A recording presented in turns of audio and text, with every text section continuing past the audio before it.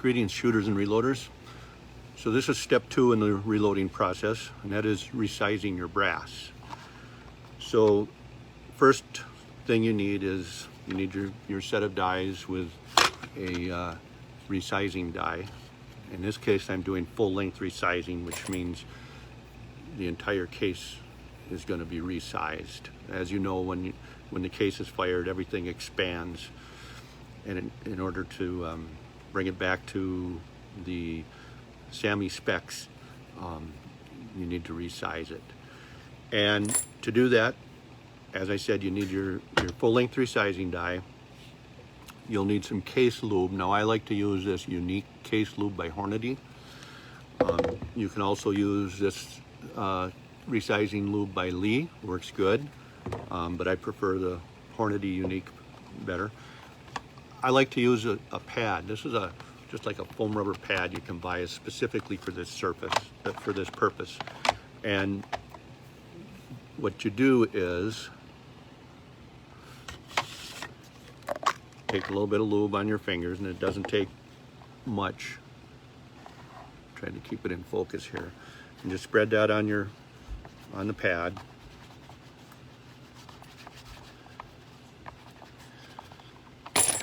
And then you can take your cases. You can take 5 or 6 at a time, maybe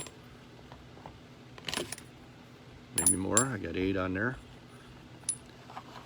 And then just roll them around like this. And now they have a good coating of lube on there. So now the next thing you want to do is adjust your resizing die. So you have the correct shell holder in here. In this case, I'm doing 3006 for the M1 Garand. So have the correct shell holder in there. Run your sizing die down until it just touches the shell holder. And then what you want is you want it to touch it, and you could even go just a touch more, and you'll feel the handle kind of cam over like that. And that's about the way I like to do it. Then tighten it up. And then what you can do is, I like to actually take a Q-tip with a little bit of that lube on there, and I like to put it inside the case mouth. And the reason for that is when you resize, there's an expander ball that goes inside the case mouth, and it expands it back out to the correct size. And so I feel that it's important to have a little lube there too. You don't want to put any lube on this shoulder of the case right here, because if you do that, you'll get dents. It'll put dents in your case from too much lube. So then what you do is, after it's lubed, put it in there and then run it up. And it'll go a little bit hard, but that's all right. And then pull it down, and that's it. It has been fully resized now. It also deprimed it at the same time. It popped the old primer out, and it resized the entire case back to the correct size. So we do that for all of them.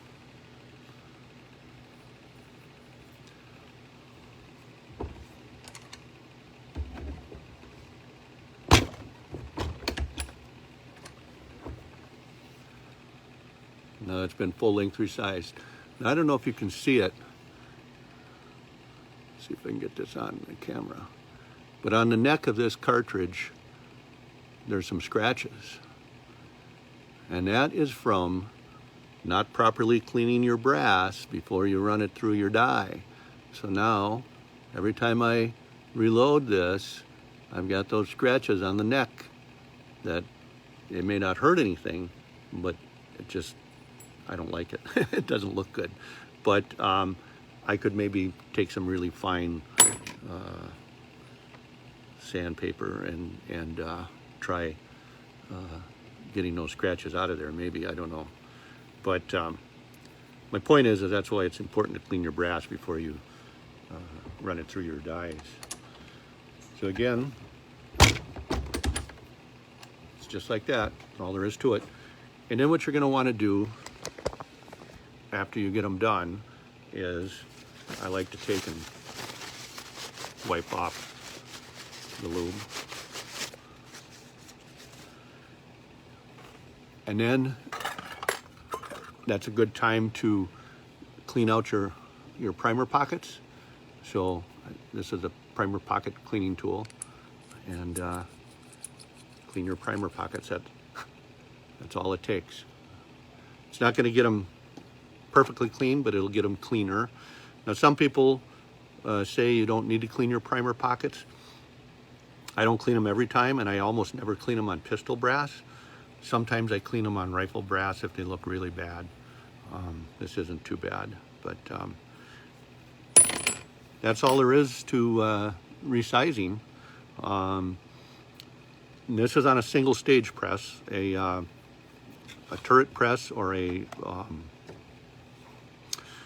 progressive press will go a little faster, because every time you pull a handle on a progressive press, it's actually doing a step in the process. So for me here, I'll sit down and I'll do one step like this of resizing. I might do 100 or 200 cases at one time, and then it's ready for the next step. With a progressive reloader, every time you pull a handle, it actually does a step. It'll resize it, it'll reprime it, it'll flare the case mouth if needed, it'll